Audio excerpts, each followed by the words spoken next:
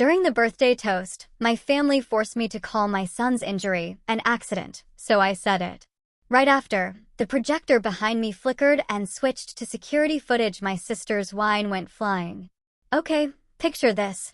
I pull into Martin's High Point Orchard, the kind of place that usually hums with happy families, but tonight, it just feels off. The sun was dipping, painting the string lights on the barn a fuzzy, fake gold against the October dusk. My gut clenched. The parking lot was already packed with cars I didn't recognize, sleek, expensive sedans belonging to the investor crowd my sister, Kendra, had been practically stalking for months. Country music, something twangy and annoyingly upbeat, spilled from the barn doors, all about pickup trucks and Friday nights. And me? I was late. Late to my own son's 13th birthday party. 6 months, you guys. 6 months of grinding overnight shifts at the warehouse, every Thursday and Saturday, 10 p.m. to 6 a.m., just to scrape together enough cash for the camera I gave him that morning. A professional DSLR, the kind with interchangeable lenses, the exact one Silas had been obsessing over in YouTube reviews for 2 years. I handed it to him before school, barely able to keep my eyes open, but that look on his face? Pure, unadulterated joy. It was worth every single hour of lost sleep. I hurried towards the barn, scanning the grounds, already picturing him. One eye squinted against the viewfinder, totally lost in his own world, snapping pictures of the setting sun. But when I actually stepped inside, my heart sank.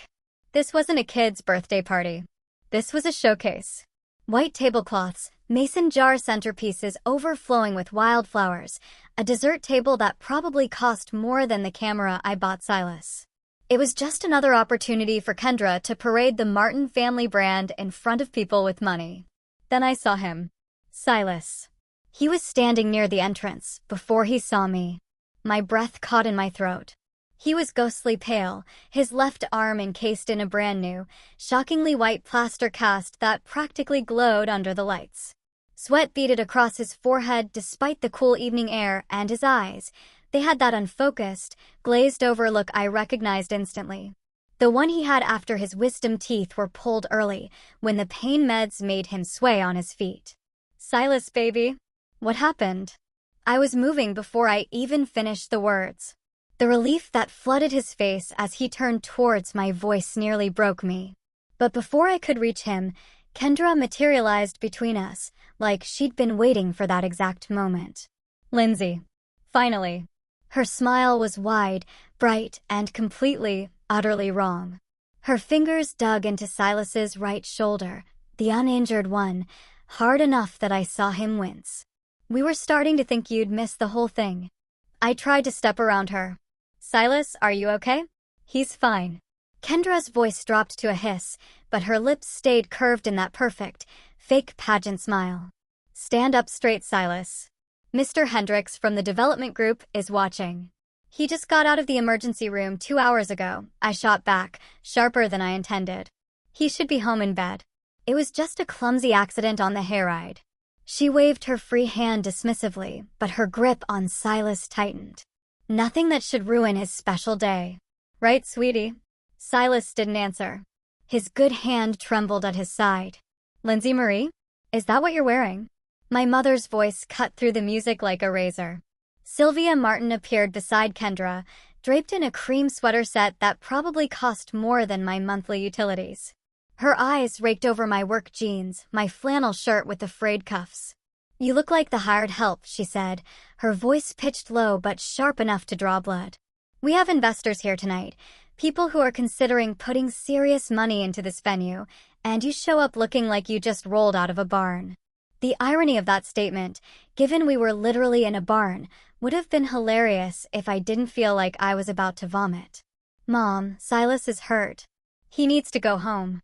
What he needs, Kendra chimed in, her smile never wavering, is to enjoy his party like a normal teenager instead of being cuddled.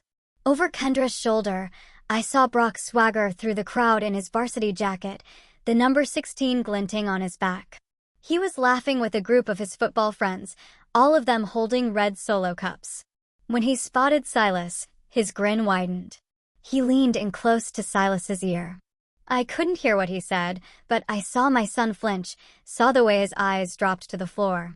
Then Brock said, louder, pathetic that you need pain meds just for a broken arm, dude.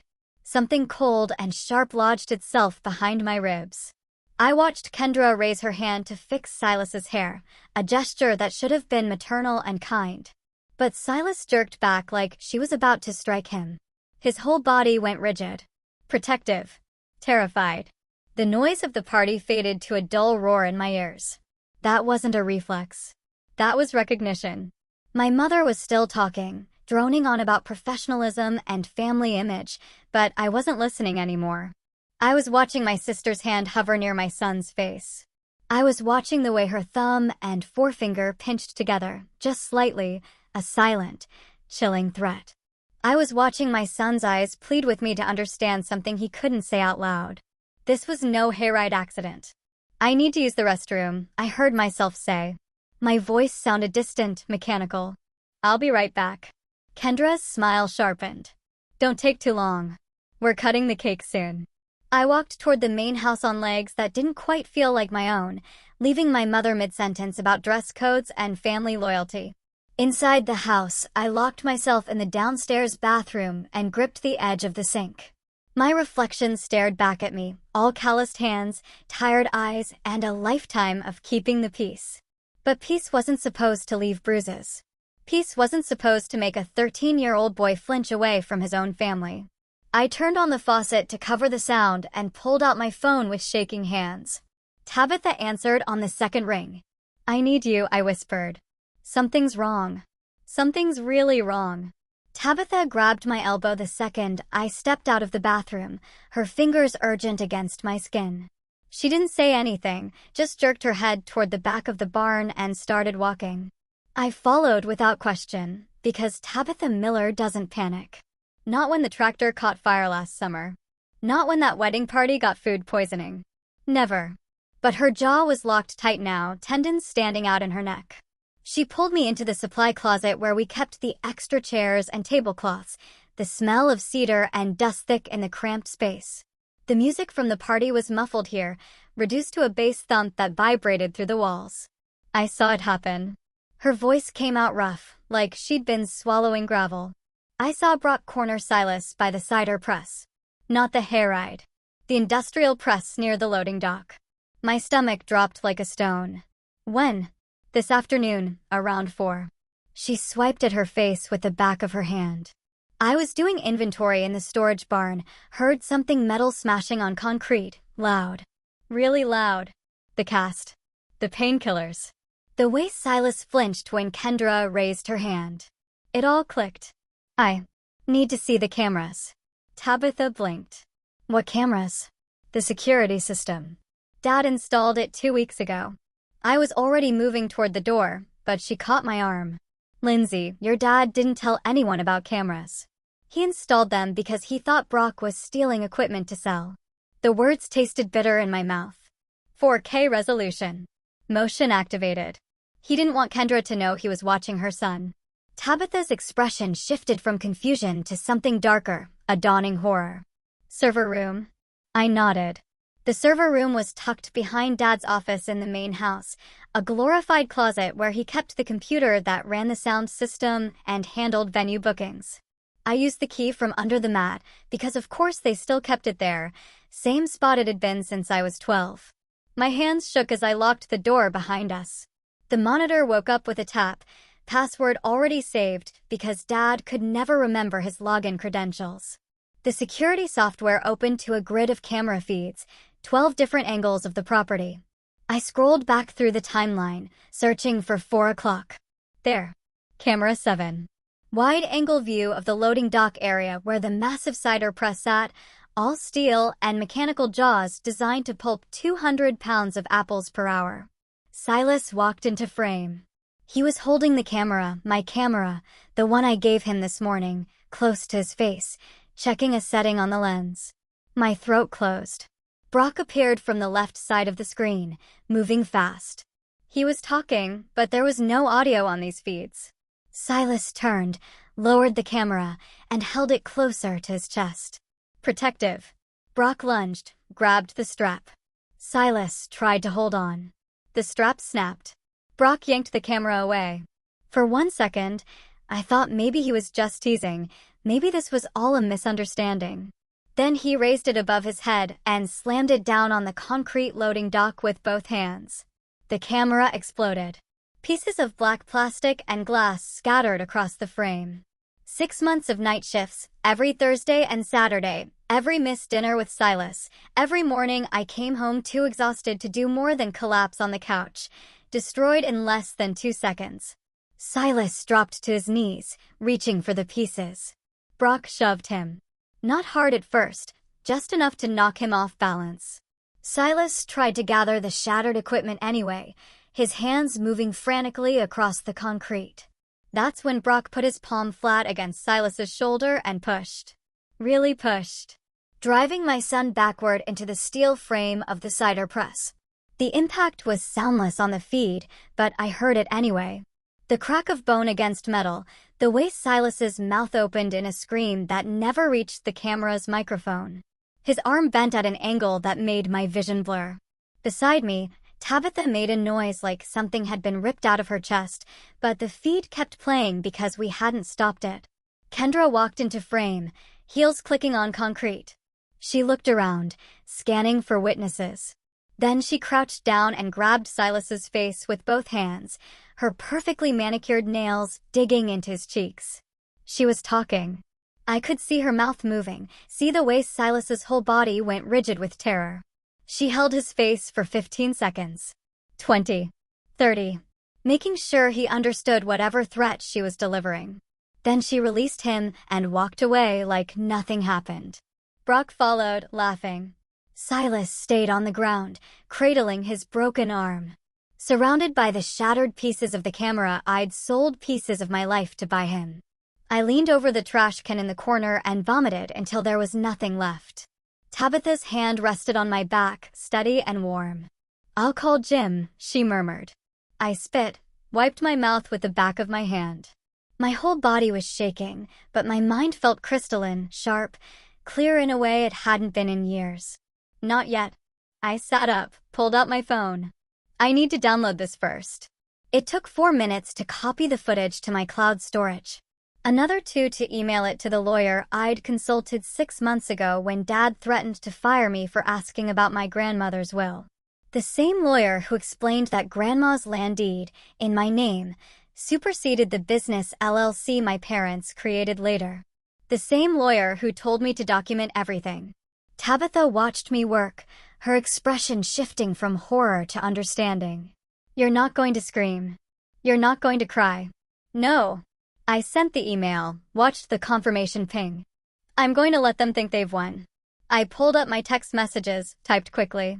"It's happening. Come now." Sheriff Jim Miller's response came back in 10 seconds, 20 minutes out. I deleted the texts, cleared my recent calls, wiped my face with my sleeve in the monitor's reflection. I looked pale, but composed.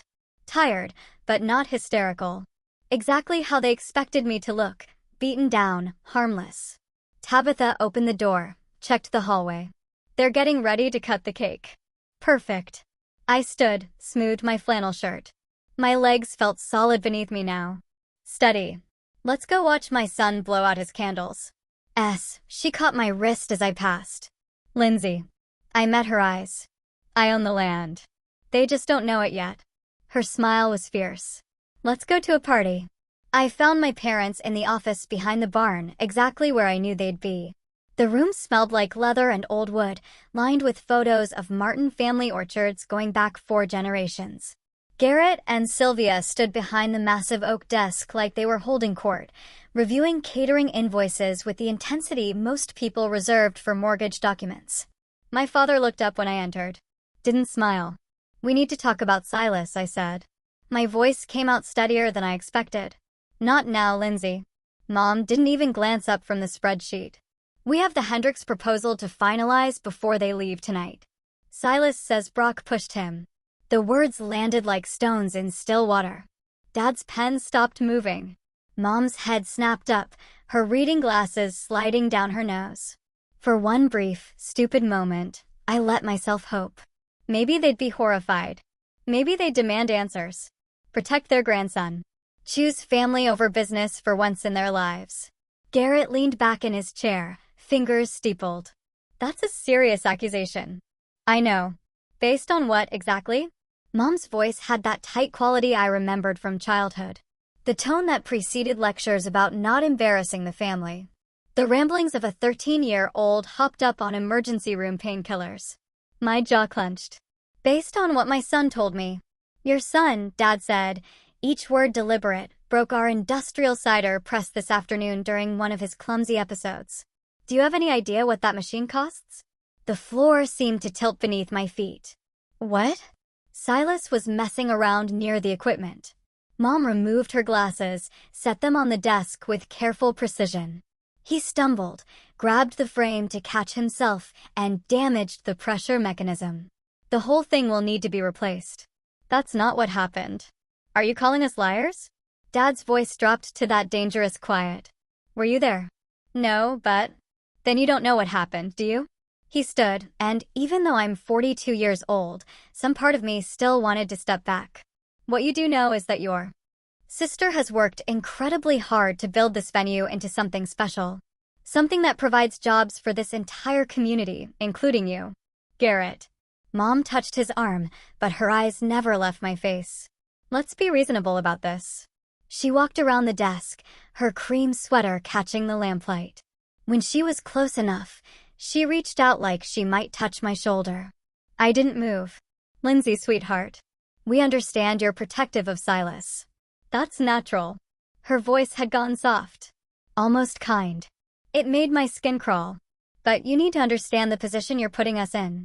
Brock is about to sign with a Division I program. The family has invested thousands in his training, his prospects. These accusations could ruin everything he's worked for. What about what Silas has been through? Silas has a broken arm that will heal in 6 weeks. Dad was back at the desk, writing something on the invoice. Brock's football career won't recover from assault allegations, true or not. The overhead light flickered.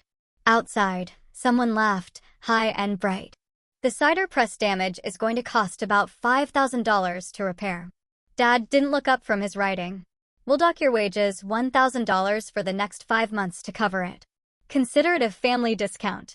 My mouth went dry. You can't be serious. Completely serious. Now he met my eyes. And Lindsay, if you continue spreading these lies about Brock, we'll have to reconsider your housing situation. The threat hung in the air like smoke. You'd evict us. The farmhouse is Martin family property, Mom said gently, like she was explaining simple math to a child. We've let you stay there at a significantly reduced rate because you're family, but if you're going to jeopardize the business, create hostile working conditions, make false accusations against your nephew. She trailed off, the implication crystal clear. For years, they'd made me believe that piece of paper in my safety deposit box was worthless without their money to pay the taxes, their business to maintain the structures. They'd gaslit me into thinking I was a guest in my own inheritance. Something inside me went very still. They weren't angry because I was wrong. They were angry because I was right and they didn't care. These people weren't my parents. Not in any way that mattered. They were business partners who viewed Silas and me as line items on a balance sheet, liabilities to be managed and minimized. Garrett Martin and Sylvia Martin, LLC holders, protecting their investment. The realization didn't hurt as much as I thought it would, maybe because somewhere deep down I'd always known. Do we understand each other? Dad's pen tapped against the desk once, twice. I looked at my mother's carefully arranged face, my father's cold certainty. I thought about Silas standing in the barn with his broken arm and his haunted eyes, about Kendra's fingers digging into his shoulder, about Brock's smirk. I thought about the video footage sitting in 3 separate cloud accounts, already forwarded to my lawyer, about Sheriff Jim Miller's text from 10 minutes ago, 5 minutes out. Don't tip your hand. I thought about the land deed locked in my safety deposit box, the one thing my grandmother made sure they couldn't take from me. Yes, I said quietly. We understand each other perfectly. Dad nodded, satisfied. Mom smiled like we'd just had a productive family meeting. Good. Now go fix your hair before the cake cutting. You look like you've been through a tornado. Mom was already turning back to her invoices, crisis managed, daughter handled. I walked out of the office on steady legs. The party sounds drifted from the barn, that same country song about Friday nights and empty promises. String lights turn the evening into something from a fairy tale, all sparkle and warmth and lies. Tabitha waited near the dessert table, caught my eye. I gave her the smallest nod. Everything's ready. Kendra's voice rose above the music, calling for everyone's attention. Time for speeches, for toasts, for the carefully orchestrated performance of family unity. I slipped into the shadows near the barn side entrance, pulling out my phone. My hands didn't shake anymore. The screen glowed in the darkness, showing Sheriff Miller's location, 2 minutes away. They thought they'd won. Thought they'd successfully bullied me back into my place, back into silence and compliance, and keeping the peace at any cost. They had no idea what was coming. My eyes were dry. My hands were steady. And I was done keeping their secrets. I found Kendra near the dessert table, her wine glass catching the light as she laughed with a couple in matching cashmere. Her posture radiated victory. She thinks she's won. Good. I smoothed my flannel shirt and forced my shoulders to curve inward, making myself smaller. The posture of surrender. My boots scuffed against the barn floor as I approached, loud enough that she turned. Kendra, my voice cracked, just right. Can we talk? Her eyes narrowed, calculating. Then her smile widened, sharp as a blade. Of course, sis. What is it? I want to make things right. The words tasted like copper. I shouldn't have caused a scene. Not tonight. Not with all these important people here. She set her wine glass down with deliberate care. I'm listening. I know I embarrassed the family. I let my gaze drop to my boots, the ones Mom criticized earlier. Silas shouldn't have made such a fuss about his arm. Kids can be so dramatic, right? The lie burned coming out, but I watched Kendra's shoulders relax. Watched the predatory gleam in her eyes shift to something worse, satisfaction. I'm glad you're finally seeing reason. She reached out and patted my shoulder, the same crushing grip she used on Silas. You know, Lindsay, you could really be an asset to this business if you'd just learn to be a team player. My jaw ached from clenching. I managed a weak nod. Actually, Kendra said, her voice dropping to that syrupy tone that meant she was about to stick the knife in deeper. Since you're so eager to make amends, I have the perfect opportunity for you. Mr. Hendricks and the other investors are concerned about tonight's little drama. She gestured vaguely toward where Silas disappeared with Tabitha earlier. They're wondering if this venue is really as family-friendly as we've advertised. If the management can handle pressure situations with grace. My heart thudded against my ribs. What do you need me to do? Take the microphone. She pointed toward the small stage we set up for the DJ. Get up there and apologize to our guests. Explain that you overreacted to a simple accident. Show everyone you're a team player who puts the family business first. The trap she was laying was almost beautiful in its cruelty. Get me on stage, humiliate me publicly, force me to protect Brock, and gaslight my own son in front of a crowd. The ultimate power move. I don't know if I can. I let my voice waver. Let her see my hands shake. You can. Her fingers dug deeper. Unless you want Dad to follow through on docking your pay. Unless you want to lose that little farmhouse you and Silas have been squatting in. The threat hung between us like smoke. She didn't know. None of them knew about the cameras, the footage, the fact that Sheriff Miller was already in the building.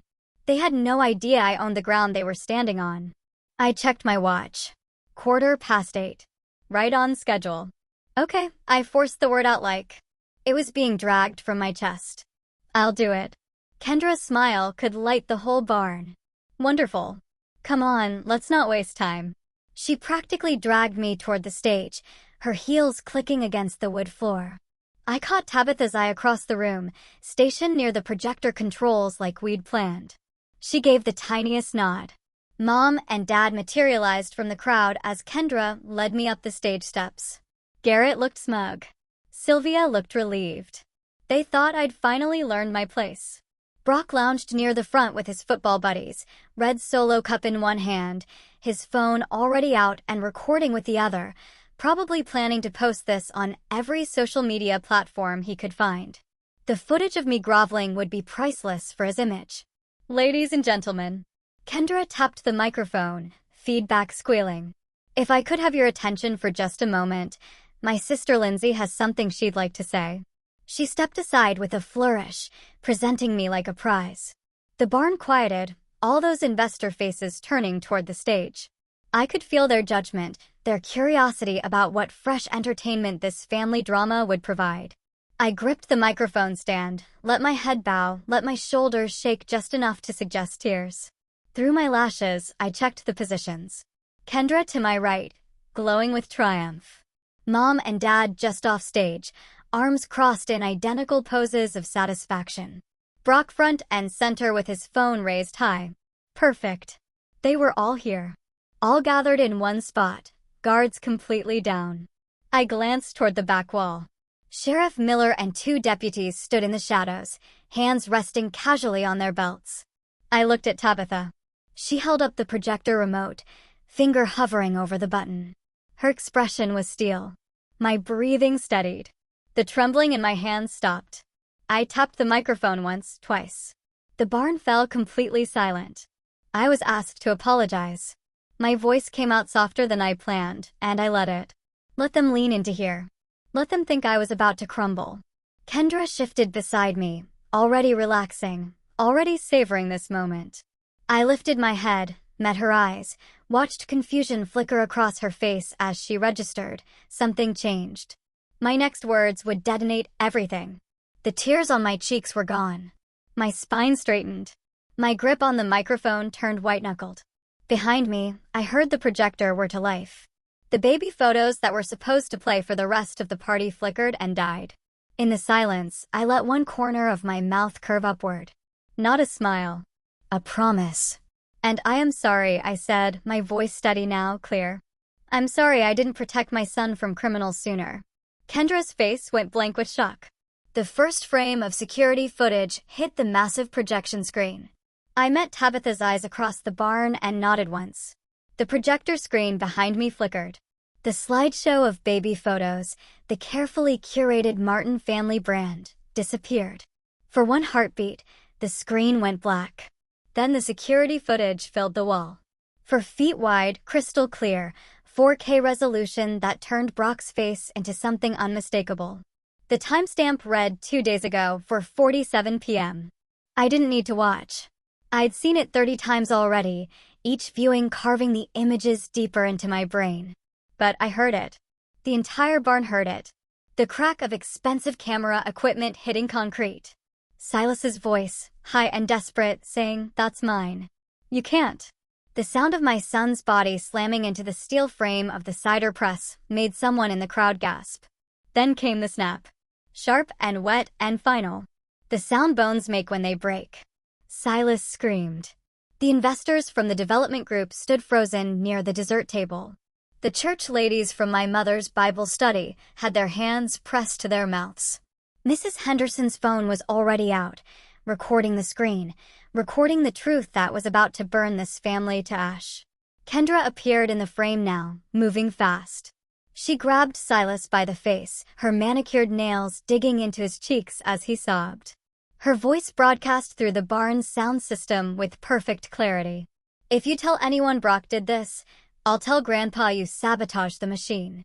Your mom will be fired and you'll be homeless. Do you understand me?" My 13-year-old son, arm dangling at an impossible angle, nodded through his tears. The screen went black. The silence that followed was the loudest thing I've ever heard. Then it shattered.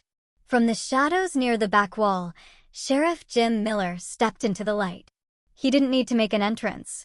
His presence alone dropped the temperature in the room by 10 degrees. His boots sounded heavy on the wooden floor as he approached the stunned group. Jim's face was granite, all the warmth I'd seen at family barbecues replaced with something cold and professional. "Brock Vance," he said. His voice carried. "You're under arrest for felony assault on a minor." Brock dropped his solo cup. The red liquid spread across the floor like blood. "What?" "No, that's not Mom, tell them." But Kendra wasn't looking at her son. She was staring at me, and for the first time in my life, I saw fear in her eyes. "You can't do this." Her voice cracked. "That footage is private property. Ma'am, I'm going to need you to step aside." A deputy moved toward Brock, handcuffs already out. The boy who called my son pathetic for needing pain medication was suddenly crying, his varsity jacket pulling tight across his shoulders as his arms were wrenched behind his back. The number 16 caught the light. Mom, don't let them," Kendra Martin Vance, Jim continued. "You're being detained for questioning regarding witness intimidation and accessory after the fact." The investors were backing toward the exits now. Mr. Hendricks from the development group nearly tripped over a hay bale in his rush to leave. The church ladies had their phones out, and I knew by tomorrow morning this video would be everywhere. Every text chain, every Facebook group, every whispered conversation in the grocery store checkout line. The Martin family social mask just shattered on camera. "This is insane." Garrett's voice boomed across the barn. His face had gone purple. "Sheriff, this is a family matter. We can handle this internally. A broken bone and terroristic threats against a minor aren't a family matter, Mr. Martin. They're crimes." Garrett rounded on me instead, his finger jabbing the air. "You're fired. You hear me? Get off my property right now." This was the moment. I reached into my jacket pocket and pulled out the folded document I'd been carrying all night. The paper was cream-colored, official, stamped with the county seal. I unfolded it slowly, letting the moment breathe. "This property," I said, my voice carrying to every corner of the barn, "isn't yours, Dad. It's mine." I held up the land deed so everyone could see. The one my grandmother left me directly, bypassing my parents entirely. The one that's been sitting in a safety deposit box for 15 years while I worked the orchard and kept the peace and pretended I didn't hold all the power. "You own the business LLC. The Martin's High Point brand. The venue operation. All of that." I turned the deed around so Garrett could read his mother's signature. "But I own the land. Every acre. The barn. The cider press. The farmhouse. All of it." My mother made a sound like something dying. "And according to the lease agreement you signed when Grandma died, there's a criminal activity clause." I flipped to the second page, where my lawyer highlighted the relevant section in yellow just this morning. "Any felony committed on my property by business license holders or their immediate family members voids the lease immediately." I pulled the final document from my pocket. "Notice to quit. Prepared by my lawyer. Signed by me as the legal property owner. You have 30 days to remove your business operations from my land." Garrett's mouth opened and closed. No sound came out. Behind him, Kendra was being led toward the doors by a deputy, her hands cuffed in front of her, mascara running in black rivers down her face. Brock was already outside, loaded into a patrol car, the red and blue lights painting the barn walls. The investors were gone. The church ladies were filming. My mother had collapsed into a folding chair, her cream sweater rumpled, her face gray. I folded the notice to quit and set it on the dessert table, right next to the untouched birthday cake that cost more than my monthly grocery budget. "The party's over," I said, and I walked out of that barn with my head up, leaving the Martin family legacy burning behind me. 14 months later, I stand in the parking lot and barely recognize the place. The pretentious gold script that used to announce Martin's High Point Orchard, premier wedding venue and estate is gone. In its place hangs a hand-painted wooden sign, the letters carved deep and filled with cheerful yellow paint, Silas's Cider Mill and Art Studio. My son chose the colors himself. Designed the whole thing, actually, during one of those quiet Sunday afternoons when the October light slants through the barn windows just right. "Mom, you're blocking the contractor's truck." I turned to find Silas jogging across the gravel, his left arm swinging freely at his side. No cast. No hesitation. Just a 13-year-old kid who's grown 3 inches in the past year and finally stopped flinching when people raised their voices. Sorry. I move my truck closer to the barn, where a handful of local families are already gathering for this afternoon's community art class. Through the open doors, I can see the easels Silas set up this morning, each one positioned to catch the natural light he's so particular about now. The contractor, a patient man named Dale who's been helping us convert the old storage loft into a proper studio space, waves as he maneuvers his truck past mine. No rush, no demands. Just good work at a fair price. Honestly, I don't miss the chaos of wedding season. Don't miss the constant pressure to perform, to smile, to pretend everything was beautiful when it was rotting from the inside. Silas appears beside me with his camera, the one he bought himself with money from the cider stand he runs every weekend. It's not as fancy as the one I'd saved for, the one Brock destroyed. But it's his, earned through his own sweat and Sunday mornings spent talking to customers about apple varieties and the best way to make caramel dip from scratch. The Rodriguez kids are here early, he says, already adjusting his lens settings. I told them they could start sketching the orchard while we wait for everyone else. I watch him head back toward the barn, stopping to show a shy 7-year-old girl how to hold a pencil at the right angle for shading. He's patient with her, encouraging, the way nobody ever was with him when he was learning. My phone buzzes. A text from Tabitha. Shipment of cider jugs arrived. Want me to inventory or wait for you? Go ahead, I text back. I trust you. Those words used to terrify me. Trust. Delegation. Letting go of control, because I'd spent so long convinced that if I didn't do everything myself, everything would fall apart. Turns out, things only fall apart when you're holding them together with lies. Inside the barn, laughter echoes off the old wooden beams. Real laughter. Not the polished kind that used to fill the space during wedding receptions. The kind that comes from kids concentrating on mixing paint colors and adults remembering what it felt like to create something just for the joy of it. I'm crossing toward Tabitha when I notice the envelope on the workshop table. The handwriting stops me cold.